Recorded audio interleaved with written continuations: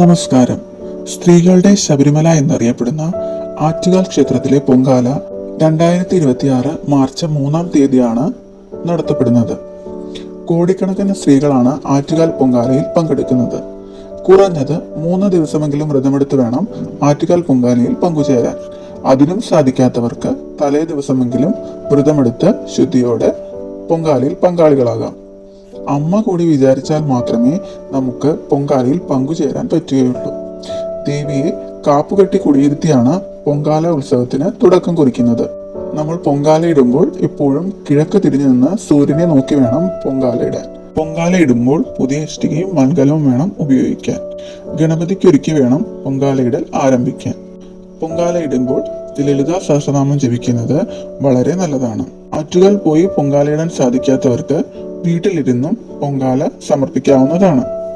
പൊങ്കാല പോലെ തന്നെ രോഗശമനത്തിനായി നമ്മൾ മണ്ടപ്പുറ്റും സമർപ്പിക്കാറുണ്ട്. അതുപോലെ തന്നെ ധനവർദ്ധനവിന് തെരളിയും സമ്പൽ സമൃദ്ധിക്കും സന്തോഷത്തിനും വേണ്ടി കടും പായസവും നിവേദ്യമായി ചെയ്യുന്നതാണ്. എന്ത് നിവേദ്യമായാലും ഭക്തിയോടെ നമ്മൾ ദേവിക്ക് സമർപ്പിച്ചാൽ ദേവി അത് തീർച്ചയായും സ്വീകരിക്കുന്നതാണ്. ശുദ്ധമായ മനസ്സോടെയും ദേവി സമർപ്പണത്തോടെയും വേണം നമ്മൾ പൊങ്കാല അർപ്പിക്കാൻ. പൊങ്കാല അർപ്പിക്കുമ്പോൾ നമ്മുടെ ആഗ്രഹം എന്താണോ അത് പറഞ്ഞു വേണം പൊങ്കാലയിടാൻ. നമ്മുടെ അർപ്പണവും പ്രാർത്ഥനയും ഭക്തിപൂർവം ചെയ്താൽ എവിടെ ഇരുന്നിട്ടാലും നമുക്ക് ദേവി അതിന് 1 വർഷത്തിനുള്ളിൽ തന്നെ, അടുത്ത പൊങ്കാലയ്ക്കുള്ളിൽ തന്നെ നമുക്ക് ദേവി അതിന് ഫലം കാണിച്ചു തരുന്നതാണ്. ഇത് ലക്ഷക്കണക്കിന് ഭക്തരുടെ അനുഭവമാണ്. ക്ഷേത്രത്തിലെ അടുപ്പിൽ തീ കൊളുത്തിയ ശേഷം നമുക്ക് നമ്മുടെ മുന്നിലുള്ള നിലവിളക്കിൽ നിന്നും തീ പടർത്തി പൊങ്കാല ആരംഭിക്കാവുന്നതാണ്. ക്ഷേത്രത്തിൽ രാവിലെ 9:45 ഭണ്ഡാര അടുപ്പിൽ തീ കൊളുത്തുന്നത്. ഇനി 2:15 പൊങ്കാല നേദ്യം ദേവിക്ക് സമർപ്പിക്കുന്നത്. ആവശ്യത്തിനുള്ള പൊങ്കാല മാത്രം ദയവായി ഉണ്ടാക്കുക.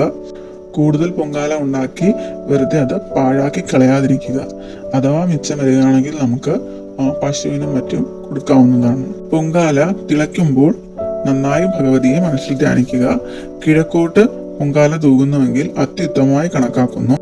ഏത് ദിശയിലേക്ക് പൊങ്കാല തൂകിയാലും വിഷമിക്കേണ്ടതില്ല. ദേവിയെ നന്നായി പ്രാർത്ഥിച്ച് മുറുകെ പിടിക്കുക. ഇനി പൊങ്കാല ഇടുമ്പോൾ പുതിയ വസ്ത്രം തന്നെ ധരിക്കണമെന്ന് നിർബന്ധമില്ല.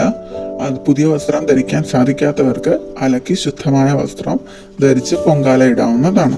ഈ പൊങ്കാല ഇട്ട ശേഷം ആ കലം നമുക്ക് അരി സൂക്ഷിക്കാനായി ഉപയോഗിക്കാം. അല്ലെങ്കിൽ അതിൽ തുളസി ചെടിയോ മുല്ലയോ പോലുള്ള ചെടികൾ നട്ടു വളർത്തി ഉപയോഗിക്കാവുന്നതാണ്.